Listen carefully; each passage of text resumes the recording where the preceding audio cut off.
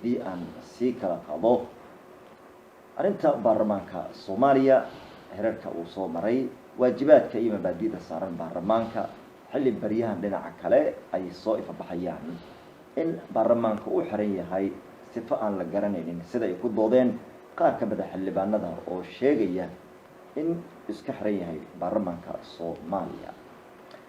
haddaba waxaan dul istaagi doonaa sidoo kale arrimaha mashaakilka siyaasadeed ee khilaafka aan weli dhinac u dhicin oo doorashooyinka ka mid yihiin iyo kuwa kale ee masiiriga tiyo la arkayay maalmihii la soo dhaafay xubno ka mid ah madaxdii hore oo aragti ahaan ka duwan dowladda Soomaaliya iyaga oo eedeymo kale u jeedinaya hoggaanka dowladda federaalka xil dhinaca kale madaxweynaha dowladdu gabagaba ku sii dhow yahay marka la eego mandate-ka dastuuriga. qodobada kale xiisaha leh ee aan waraysigeenan ku dul istaagi doono ee mudan waxaa ka mid noqonaya xaaladda wax soo saarkii dalka oo beeraha ay ugu horeeyaan iyo dadkii kale ee tacabka ku caanka ahaa ee sida mugalle dalka samata bixintiisa xagga dib u soo kabashada nolosha iyo dhaqaalaha door weyn ku lahaa ha yeeshee badashay sanadihii ugu dambeeyay in dadkaasi ay isku bedeleen kuwa iyaga la quudiyo halkii ay iyagu ka qayb qaadan jireen kubaca dhaqaale ee dalka iyo isbedelka horumarineed. waxaa waraysiga marti inoogu ah oo stuudiyaha koowaad ee Shabeelle xarunta Muqdisho inala jooga maanta Professor Maxamed Cumar Dalxa oo imanka ah la taliyaha arrimaha jaamacadda Carabta iyo dalalka Islaamkuba gudoomiyaha baarlamaanka federaalka Soomaaliya soona noqday xildhibaan muddo fog ku soo jiray ee baarlamaanka Soomaaliya ku meel gaarka ila iyo federaalka xilal wasiire iyo xilal kalena dalka ka soo qabtay ila iyo kusiba madaxweyne sidoo kalena lagu xasuusto taariikhiyo kala gedisan xagga wax qabadka. Professor markii waxaan ku soo dhaweynayaa Shabeelle. waa mahadsantahay Cabdifataax Beyska adiga iyo TV-ga Shabeelle sidoo kalena salaan waxaan leeyahay dadka Soomaalida meel kasta ay joogaan assalaamu calaykum waraxmatullaahi wabarakaatuh. waana ku mahadsantihiin adiga iyo cameramaankaba waana dhawahay waa yar aan gadaal u sii celino dadka Soomaaliyeed dhalinyarada hadda ee laga yaabo wax badan ee dowladnimada tan ay la kowsadeen ee wixii qaarkooda maartay warba aanan u haynin Soomaaliya weligeeda wax soo saarkeeda dhinaca beeraha marka loo fiiriyo iyo kalluumaysigaba waxaa lagu hayay cadaadin oo isticmaar fikriyan ee asaga uu dhigay ay tahay laba daraad la weliba Talyaaniga Ingiriiska waxyaabo fara badan ee Soomaaliya lagu eedeynayo oo asaga laftirkiisa ee heer istiraatiijiyad ahaan ee dalkan uu kala dagaalamay ilaa heer ma aragtay dekadaheena iyo wax soo saarkeena iyo khayraadka dhulka ku jiro inuu door asagana uu ku lahaa inaanan wax ummadda Soomaaliyeed la yiraahdo inaysan ka manaafacaadsan asagoo berbera ee maanta ee anaga dekadaheena ugu wanaagsan haddii halkaasi berbera ayada ay noqoto mid maanta ee caalami ah oo u baqayo kuwa kale oo isaga maartay uu gacanta uu ku hayay oo cadan ay ka mid yihiin iyo meelo kale ee maanta ay ka tirsan wadamo oo Asia oo India iyo kale oo ganacsiga ee halkaasi isaga maartay uu ka kala wadaan uu gacanta ku hayay. sidoo kale waxaa la yiraahdaa Ingiriiska in warshada ee sokorta iyo qasabkii ee maartay ee jawhar lagu beeri jiray wuxuu asaga ku sameynayay curyaamin laftirkiisa isaga oo meelo kale sokor oo meelo kale adduunka laga qaato oo asaga gacanta uu ku hayay si aanan sokortan Soomaaliya ee laga qaaday ne anka cusbada ee Soomaaliya in aanan ayada ay gelin ee dhoofid Mauritius iyo wadamo jasiiradahaas iyo Afrikadaas kale iyo Asiaanka ayaa iyo Yemen oo ma artay badi ee cadan aad u isticmaali jiray ayaa lagala dagaalamay dhammaan ee isticmaalkii kii Ingiriiskana uma naxariisanin kii Talyaanigana waaba kii beeraha dhanba ujeedku u yimid mooskii iyo wuxuu xataa uu gaaray inuu yiraahdo jawhar waxa ka baxaysa bambeelmo Shabeellaha hoosena waxa ka baxayo Jawhar marka la Shabeellaha dhexe oo dhan ilaa ay hiiraan isku wada geey halkaasi waxa waaye waxa kaliya ka bixi karo waxa waaye liinta bambeelmada dhinaca Shabeellaha hoosena dhulbeereedkooda keliya ayagana waxay ku fiican yihiin in moos laga tabaxo waatuu beeraleyda dhibaatada asaga uu u geystay ilaa heer kacdoonka dagaalka ee talyaaniga dadka la galay oo la inkirayo waa beeraleyda dadka ay la dagaalameen ilaa iyo jubbooyinka ma gartaya waa ogtahay maanta dadka ee beeraleyda ragga ee ayaga uga caansan ee hadda dagaalamay qaar ayagoon la sheeganayn laakiin waxa banaanka yaala waxa weeye la ogyahay la tilmaamaya waa nasiib buunde ma gartaya ha oona intuu maanta markii lasoo qabtayna asaga uu jaaka uu samaysan loo geliyay uu ku dhintay xabsi asaga Sheekh Xasan Barsanaba waxa waaye waa lagu sameeyay meesha ay ku xirnaayeen ma gartaya Sheekh Xasan Barsanana god ciriiri intuu ku riday ayuu sun ku buufiyay talyaaniga ha barabi dadkii gobonimada marka dadka xoolo dhaqatada ayagana way la dagaalameeno laakiin qaar badi wuxuu ka dhigtay askar waxa waaye maadaama ayaga iska dagaal ay ku caanbaxsan yihiin markaad fiirisid reer guuraaga iyo xoolo dhaqatada ayaga ciidanka u badnaa ayuu isaga ka samaystay ingiriiskana waa u qortay sidii ingiriiska ilaa iyo Suudaan marka adiga aad tagtid dad Soomaaliyeed u tagaysaa lugla ciidanka waxay ka tirsanayeen ingiriiska Nairobi haddaad tagtid Kenya dad ingiriiska uu geeyay baad arkaysaa oo ay ku nool yihiin kada gobol oo dhan aad arkaysid ee la yiri waa nimankii keenay askar ahaan ingiriiska ee Kenya keenay si kastaba marka arinta markaan dhinac kale marka aan u sii rogno wax soo saarkan dawladihii ka dambeeyayna talyaaniga caqabadii uu reebay waxay beerihii uu ka dhacay dadkii ayaga ee ahaa maartay tacbatada wuxuu markii dambe uu baxay uu ku wareejiyay nimankii asaga baro talyaaniga uu ahaa dhulkii waa weynaa ee asandooyinkii kuma uusan celinin maxaa yeelay dadkaas ugu la dirsay forever warigiisa wuxuu ku talagalsanaa ee soo taagnayd in beeraley asxaab loo sameyn wuxuu kala diray horumar wuxuu kala marmay dhaqaalaha maartay wuxuu kala diray maartay waxbarashada wuxuu kala dagaalamay wax kasta oo ayaga siyaasadane hadda markaad eegtid xataa 13 dhalinyaro dad baa yareystay beeraleyda wax kale ayaga hadda u arka aqligooda xataa inuu ka nusqaansan yahay dadka kale inta ay u badan yihiin dadka maanta wax soo saarka ayagoo fikirka xun ka laakiin haddana aqliga iyo maskaxda lagula diriray ee beeraleyda ay ayada intay ayaga ay gaareen waxa kaga filan gabdhihii SYL-ka ya Muumin Garaari iyo Makay Garaari iyo Muumin Biyood iyo ya suugaanta laga hayo maanta wad yaabaysaa mooskii abkay milkigay maniila soo moodkay ka soo markamaaya gaaba hoosteeda yani waxa way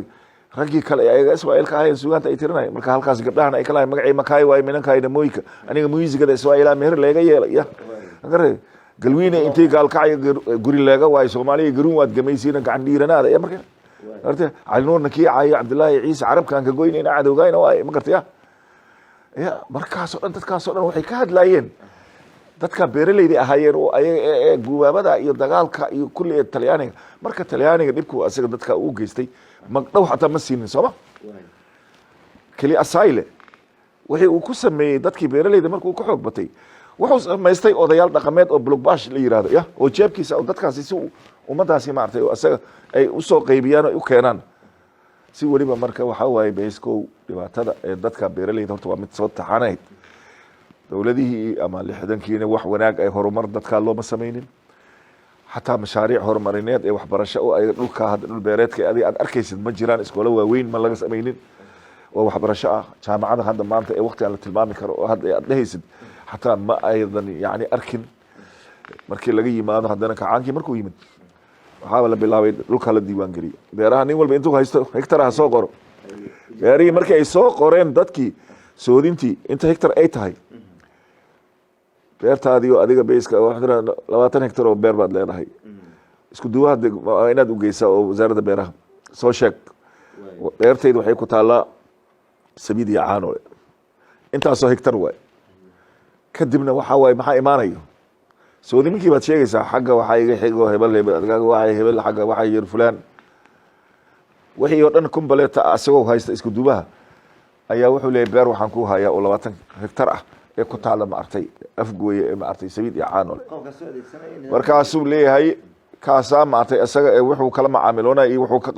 qaadanaya beertii adiga aad lahayd ayaa aanu magacii ku qoran ku imaanaya askarna wato wariya beertan maxaa ku dhex dhigay beertan ana iskale seeko yeelata wariya aw shaadada aniga beertan ana iskale shaadayda waatan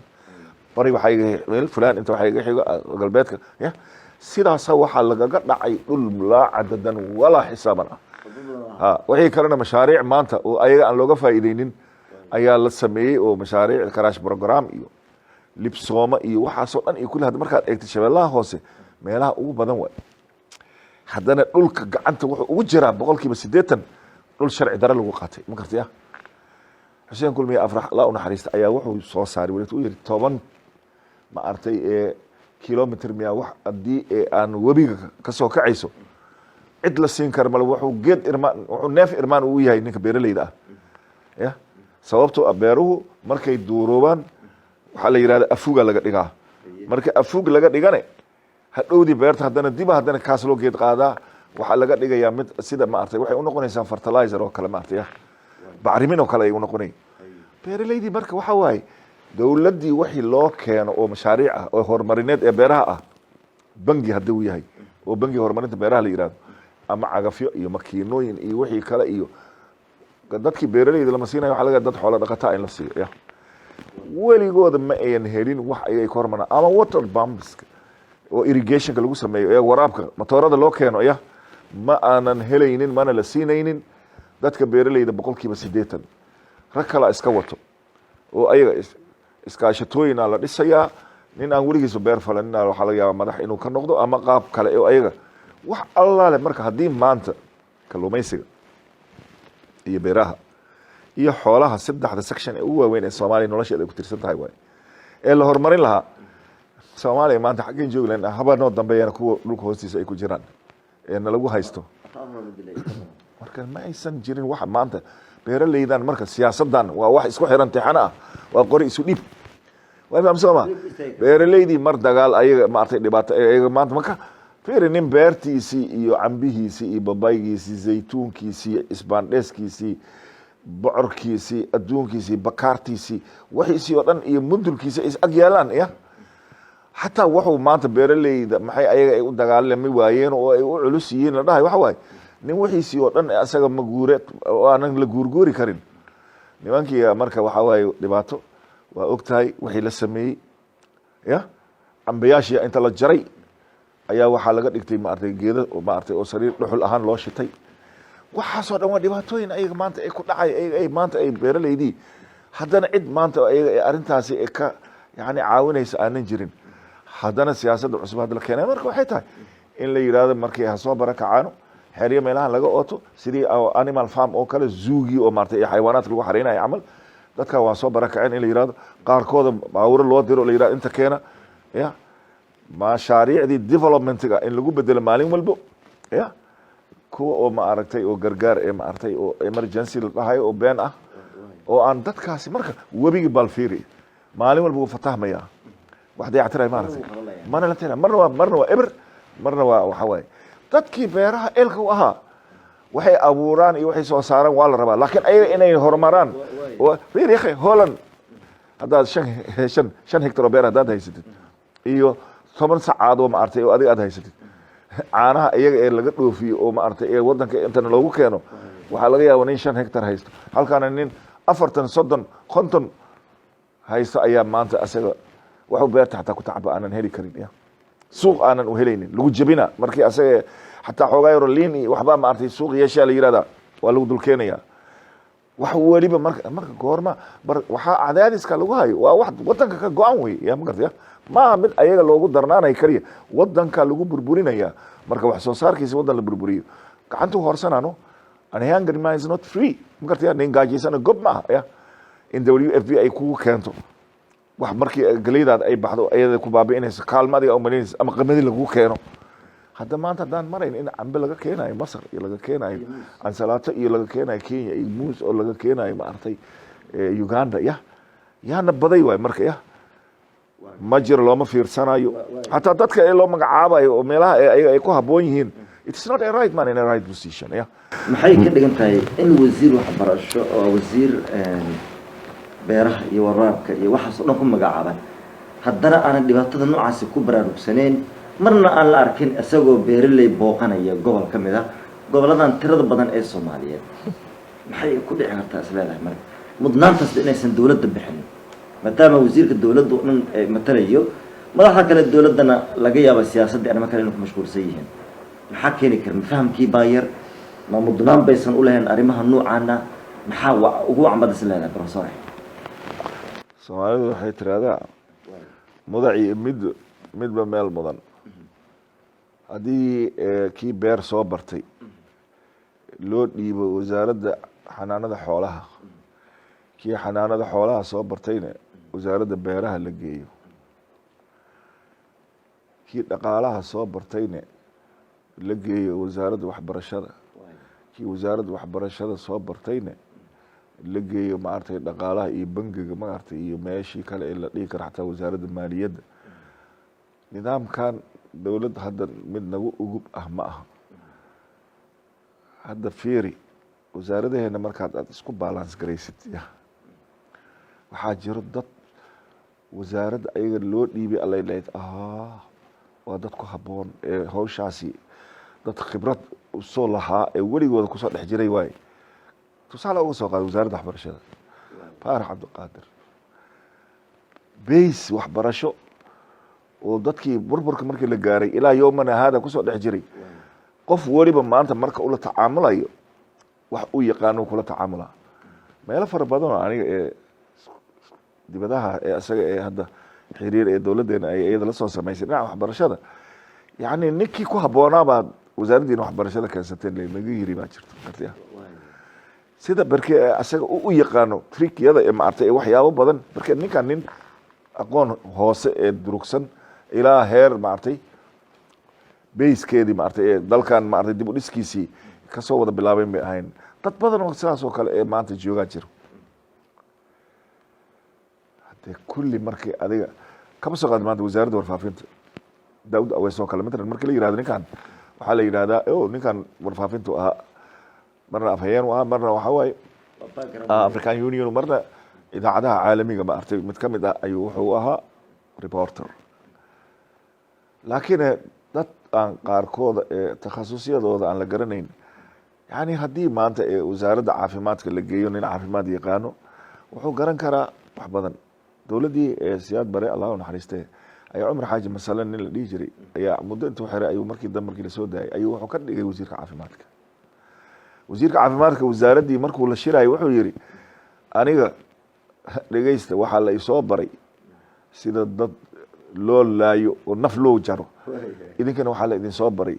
sida naf loo badbaadiyo marka saa isku fahmi karin maba garanayo ma gartaya marka waxaa waaye waxyaabo badan horta waxaa jira in la iswaafajiyo ilan shaqada adigoona beer waxba ka garanaynin oo adiga aadan ama aadan wax ka garanaynin xanaanada xoolaha baahida oo aadan haddana la xiriirayninba dadka dhabta ah ilan adiga waxaa loo baahan yahay marka adiga hawsha adiga lagu dirayo oo dadka ayaga markaasi loo baahay inaa wax u qabato daadma xiriir idinka dhexayn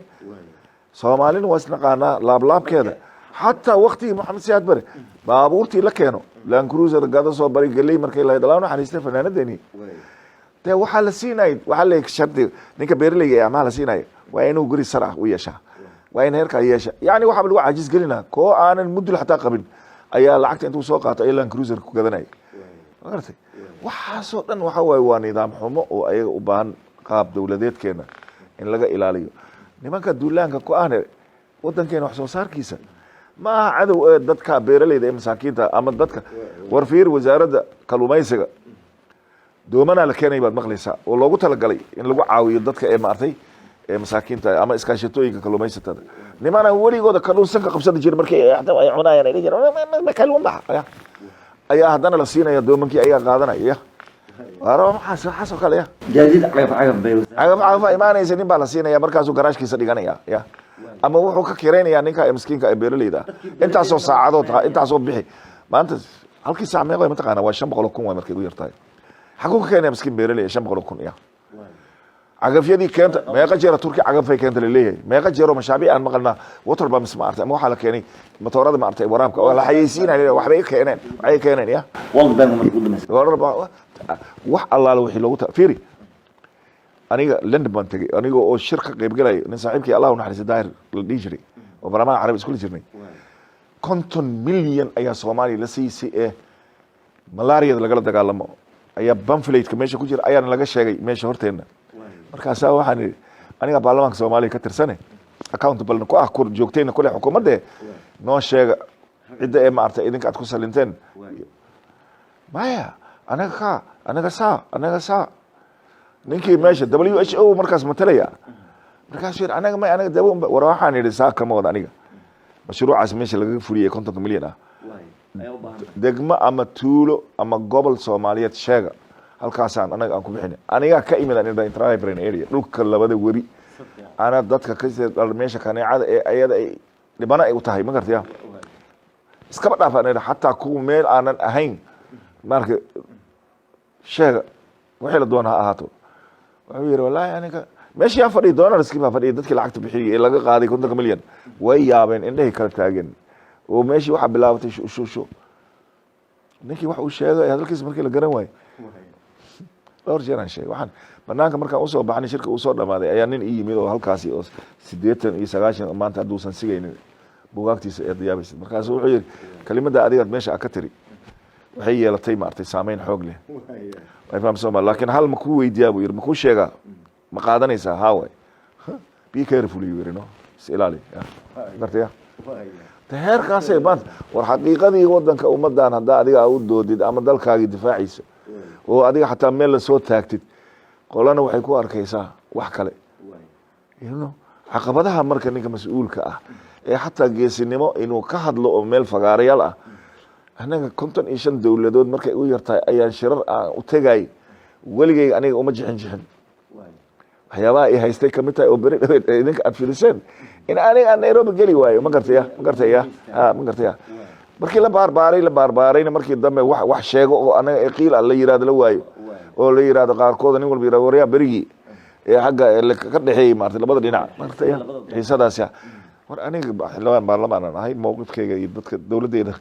ku bireysanahay marka waxa waay kulay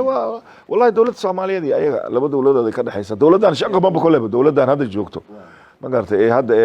dawladdii tan ka horeysay Uhuru fal markaas la sameeyay way ayaga laftirkooda is weydiinayaan who is behind this issue ma gartay aniga markii walba xogta I don't know laakiin meesha aan ku aragnaa kaligeena ma dad kale saasoo kale meesha laga buuxiyay baa jiraan wallahi daanan dawladda iyada aanan xalinin oo aanan weydiinin sababta iyada yarinta loo sameeyay laakiin waxa way anaga dawlad ayaan taasi iyada aniga ma lagu soo anoo baasaboorkayga waa diblomaad maanta waxa way la taliyay gudoomiye yani golaha shacabkaan ahay nin soo qabtay xilal kala duwan ee laga yaqaan in bagaad dawladdan ka soo dhisanay nin heshiisiye weliba oo arrimaha dibadda baarlamaanka Kenya iyo baarlamaanka Soomaaliya oo aniga iyo Xuseen Carab Ciise oo ana arrimaha dibadda matalay asagana maartay u difaaca u matalay maaha meel aniga laga aqoonin dad fara badan oo maanta xildhibaanada Soomaaliyeed ee ka tirsan baarlamaankaas oo dhan maanta wada yaqaanaan marka dad la sameeyay waxay doonaan ka tirsanaadaan iska mu'aamarad ayaga dadka isbaarada siyaasadeed maartay ay iska ahayd haddana waxa waay kullaybo labada dawladood waa isku fiican yihiin xiriir baa ka dhaxeeyo ganacsi baa ka dhaxeeyo anaga safaaradaha maanta aan wax u doonano kulli Nairobi ku yaalan hadda visa rabaa hadda tiraadid you have to go to Nairobi ma gartay marka inta kama qaadan kartid visa ma joogan kulli halkaas ay jiraan marka Soomaaliya ma iman karaan hadii la yiraahdo oo ninkii adiga asaga qof marka wax lagu haysto aanan jirin